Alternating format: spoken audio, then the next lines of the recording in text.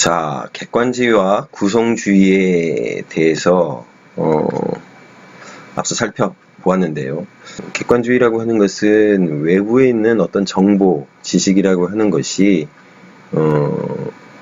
주관, 즉 사람들한테 이제 주입이 된다 라고 하는 입장인 거예요. 그래서 지식이라고 하는 게 외부에 존재하고 그것이 사람한테 주입이 되고 이식이 되는 그 과정을 갖다가 이제 중시하는 것이 객관주의라고 한다면, 구성주의라고 하는 것은 내가 있고 외부로부터 어떤 정보라고 하는 것이 나한테 주어지면 나라고 하는 존재는 그 정보, 어떤 새로운 지식을 내 안에서 내가 가지고 있는 틀을 가지고 그거를 통해서 구성을 해서 좀 더 발전된 형태의 지식을 얻게 된다, 가지게 된다. 그래서 이제 구성주의라고 얘기를 하는 겁니다. 자, 이제 제가 이제 그림을 하나 이제 보여드릴 텐데요. 바로 이런 겁니다. 이거는 이제 시스템 이론을 갖다가 이제 활용을 해서 제 나름대로 여러분들한테 이제 좀 보여드리려고 하는 거예요. 이렇게 상자가 있죠. 이게 이제 사람입니다. 요걸 갖다가 이제 시스템이라고 얘기할 수 있고요. 시스템. 여기에 이제 인풋, 투입이 됩니다. 어떤 게 이제 투입이 되느냐? 여기 이제 환경이라고 나와 있죠. 외부로부터 지식이나 정보라고 하는 것이 이렇게 주어지면 사람, 나는 구성을 하는 겁니다. 이 틀을 가지고 있는 거예요. 우리가 이제 컨베이어 벨트라고 생각하시면 돼요. 컨베이어 벨트에서 이 과정, 어떤 과정을 거치겠죠? 그래서 이 안에서 투입된 지식이나 정보를 가지고 만들어내는 거예요. 구성해내는 거예요. 그래서 아웃풋, 산출, 바깥으로 무엇인가가 튀어나오겠죠? 새로운 지식, 더 발전된 지식이라고 하는 것이 만들어진다. 라고 하는 것이 바로 구성주의의 입장인 겁니다. 여기 이제 또 다른 그림이 있습니다. 여기 이제 구성주의 성장 발전이라고 되어 있잖아요. 그래서 이제 구성주의자들이 얘기하는 건 뭐냐면, 아까 이제 이 컨베이어 벨트에 대해서 말씀을 드렸었는데 좀 다른 모습이죠? 이 바퀴가 좀 더 커졌습니다. 컨베이어 벨트의 이 벨트가 좀 더 굵고 큰 크기로 만들어져 있습니다. 그렇죠? 바로 이제 구성주의를 주장하는 사람들이 얘기하는 부분이 바로 이런 겁니다. 이 안에 있는 나의 내부 안에 있는 이 틀, 구조라고 하는 것이 성장, 발전한다라고 하는 것이 구성주의자들의 입장이에요. 예. 그러니까 어떻게 되느냐, 나이를 먹으면서 발달 단계를 거치면서 사람은 계속해서 성장 발전해 나가고, 그것은 바로 이 구조, 틀이 커지고 확대되고 성장한다라고 하는 의미입니다. 따라서 어렸을 때에 비해서, 어렸을 때 이제 인풋, 투입된 어떤 지식이나 정보를 처리하는 것이 작았다라고 한다면, 그래서 산출되는 지식이 낮은 단계에 머물렀다라고 한다면, 나이를 먹으면서 바로 이 틀이 커지고 성장 발전하고 하니까 어떻게 되겠어요? 이 지식, 정보를 가지고 더 높은 단계의 어떤 지식을 만들어낸다 라고 하는 것이 바로 구성주의를 주장하는 사람들의 입장이에요. 자, 그러면 구성주의가 무엇인지에 대해서 좀 자세하게 좀 살펴보도록 할게요. 앞서서 이제 예습을 하는 겁니다. 이거는 학원의 이제 135페이지에 나오는 내용입니다. 이제 구성주의 같은 경우에는 뭐 여러 가지 입장이 있습니다. 교육 심리학 쪽에서도 요 구성주의 얘기가 나오고요.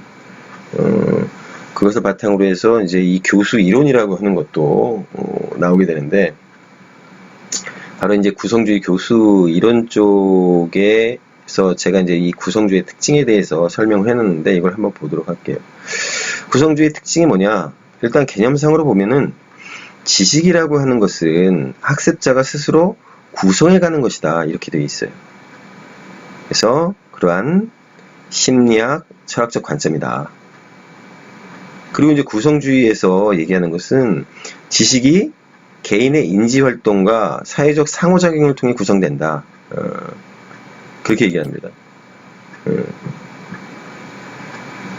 말하자면 이거죠. 환경이 있고요. 사람과 상호 작용을 하는 겁니다.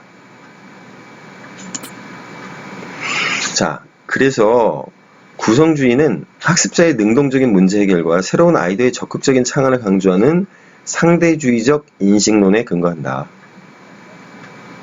학습이란 객관적으로 존재하는 지식이 전달되는 것이 아니라 개인의 경험에 의해 구성되는 과정으로 본다.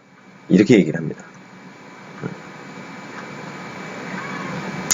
그래서 구성주의 종류에는 인지적 구성주의와 보통 이제 이 인지적 구성주의를 갖다가 개인적 구성주의라고도 얘기를 해요.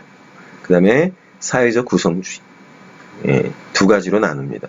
그래서 인지적 구성주의라고 하는 것은 지식 구조라고 하는 것이 인지 활동을 통해 구성된다. 지식의 획득 활동이라고 하는 거예요. 인지. 그래서 지식은 외부 환경에 존재하는 정보와 관련 없이 선행하는 인지 구조를 기반으로 구성된다라고 하는 거예요. 지식은 선행 구조 내에서 추상화 과정을 거쳐서 발달하고 보편적인 발달 계열에 따른다. 이제 피아제가 인지 발달 이론에서 이 얘기를 합니다. 자, 사회적 구성주의라고 하는 것은 지식이 개인과 사회, 문화적 환경의 상호작용을 통해 이제 구성된다는 입장이에요. 사회적 구성주의는 개인이 지식을 구성한다는 점, 그러한 구성이 사회문화적 관계 속에서 이루어진다는 점을 동시에 강조합니다.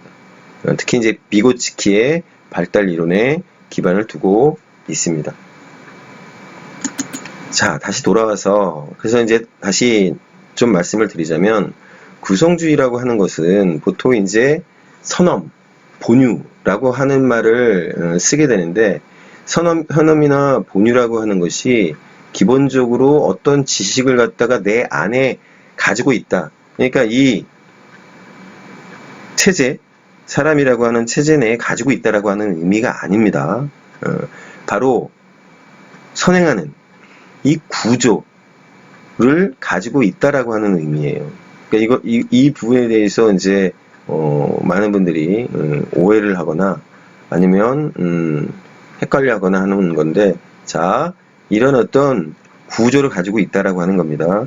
그리고 이 구조라고 하는 것은 경험을 통하고 자기가 산출한 어떤 지식이 쌓이면서 발전하고 성장하고 하는 겁니다.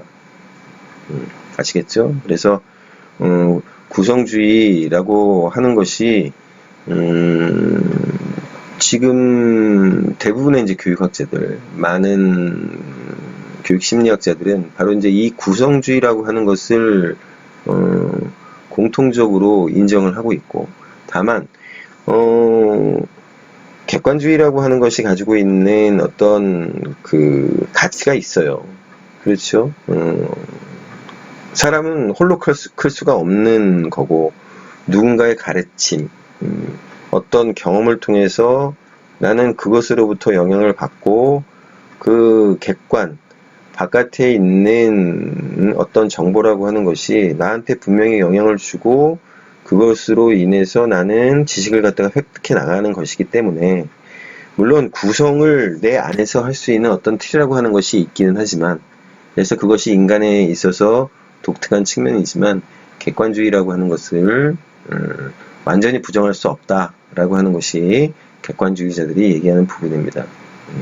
이 부분에 대해서 이렇게 정리를 해 두시면 좋겠습니다. 이 구성주의는 앞으로도 계속해서 나오는 부분이기 때문에 그때그때마다 다시 한번 여러분들한테 설명을 드리도록 하겠습니다.